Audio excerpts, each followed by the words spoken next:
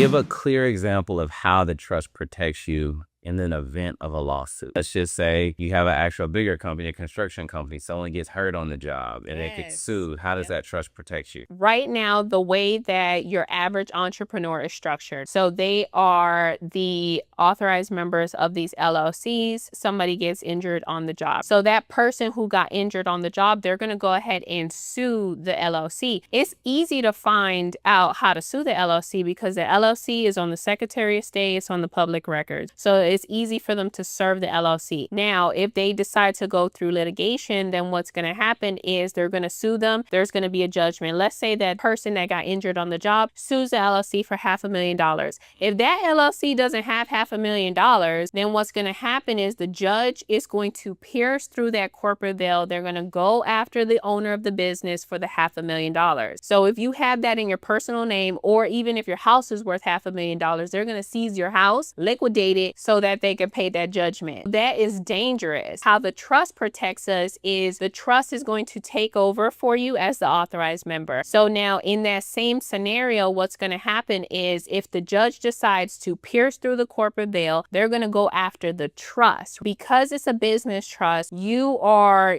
only going to be operating in like a holding company. So that means that you're not going to have like a lot of cash in there. You're not going to have a lot of assets in there. So if they try to come after the trust, they can try, but it doesn't mean that they're able to serve the trust. If they are able to serve the trust, it doesn't mean that the trust is able to fulfill that judgment. Worst case scenario, you could bankrupt the trust.